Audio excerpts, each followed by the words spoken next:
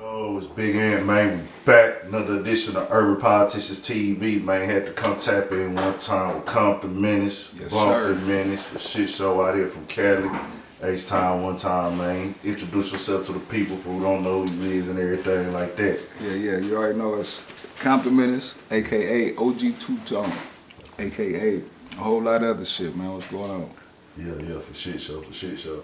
Nah, man, you come up out of Compton, California, you know what I'm saying? For the people who never been there, we know Compton is a worldwide known neighborhood, section, area, town, city, and everything like that.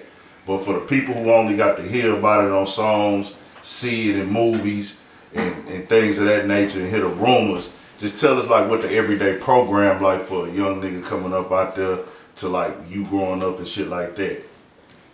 Well, Compton ain't really no difference from anywhere else. You get what I'm saying? Yeah. So I played sports, but I was involved in the different things too. But the people in my neighborhood, they pushed me towards the sports and shit like that. So the gangsters I knew, the niggas I knew that was selling dope or whatever, they wasn't pushing me to do things like that. So all my shit coming up as a kid was a positive experience. You feel what I'm saying? Even if it's coming from the worst people.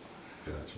That was the influence, and it's a small city too. It's a small city and it's a lot of gangs and shit like that. So like every 2 blocks you'll have another gang. So a lot of us, we grew up together. You get me? So it's not like it's a fucking the worst place to be or the pit of the motherfucking devil's stomach or anything like that, you know. It was just a cool place to come up with for me. But the things that has happened in the city is a small place, so that probably overshadowed all the good shit. Facts. Cause at one point in time, Compton was like still is, but it's like a predominantly black area. It used to be. Yeah. It was predominantly white before. You know, one of the presidents stayed there. I think it was who was it? T. I think it was Bush.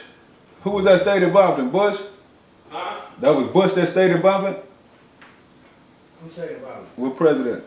I don't know, you took me to. Yeah, it was Bush that stayed there. So it was a predominantly white place at the time, and then it started becoming a black place, and then the essays moved in. Gotcha. So, you know, it's a good mix, though.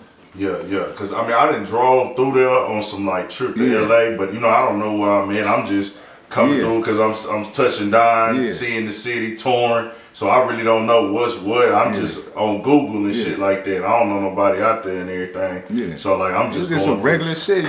Y'all landscape different, the way our houses is and everything like that, and the vibe and the way the energy move in the city, but. It seemed like one of them areas, though, I could tell, you know, just the way it moved, like, it kind of seemed like everybody on edge a little bit. It go down, like, everybody know everybody basically over there, you feel me? So, it go down, but, like, you probably wouldn't have a problem there, because everybody know their enemies and shit. Oh, yeah. I never, I've been to LA twice, I ain't had no issue there, you know what I'm saying, nothing like that. Nigga hear you talking, know that you're not from there. Yeah, they be doing that, a few words, they be doing that shit. Like, they can spot that shit on the nigga. Yeah. Nah, so, you know, with that coming up, like you say, you was doing sports at first, man. Yeah. What was it like coming up here in, like, NWA and shit like that, you know what I'm saying, representing for the town and shit like that? Well, that was, obviously, it was a good thing to be a part of. I was a blessing for me. Shout out to F. Gabby Gray. He just saw me doing that part. Like, I didn't have to try or nothing. He just saw me doing it. He got in contact with some street niggas that we both know. Gotcha. And we got it done like that, but it was a big thing to be able to do it like that, because that's like shit that we went through coming up as kids. Gotcha. And it was just a blessing to be able to show how that feeling was, you get me? Yeah. So reimagine it, so that was the best feeling about it, but the overall thing about how people accepted it, that was a good thing for me too. It helped me out a lot. Yeah, nah, that was a good look, man, because I was talking to my boy, and we was talking about, you know, locking his interview down and everything like that. Yeah. And I told one of my homies, I be doing a lot of like shit with and everything, recording and shit, different little shit he do. And we was saying like, bro, that's a nigga name. You know, you got a name for like, and it ain't no one thing about me. Like, I wouldn't give a fuck if a nigga become a rap star, superstar, megastar, hit record. It's all about dog face still clean. Yeah. No matter what, it's like your face still solid, fact. your face still clean, and that's real important in my opinion, dog. Like, that's what I came up off of that. You ain't got nothing but your word and your face, like you say. So everything I always did, I always made not the political decision was right is right, was wrong is wrong. You get me? And I always surround myself with good people, leaders, not followers. So that's a big part of it too. You get me? Yeah. So we all know like L.A., Compton, everything in that nature. That's the gang, the organized gang, especially with black gangs. That's the lane. Yeah. So do y'all ever get tired of the not the stigma of like niggas that like? Cause I don't be wanting to do this myself. I hear the other niggas tell niggas that you don't ever want it to be a gang interview. Like I don't want, cause it's not a gang interview. But it's like that. We gotta talk to the niggas about the gang shit. Yeah. So you know, with that going on, do y'all ever feel like, man, I don't want to talk about that shit every time we do an interview, or is it cool? Shit, I mean, there's interviews that the motherfucking movie parts I get, this gonna be the gangsters the same. It don't really matter to me. You get me? Yeah, I got you. You know, letting people know what the fuck going on.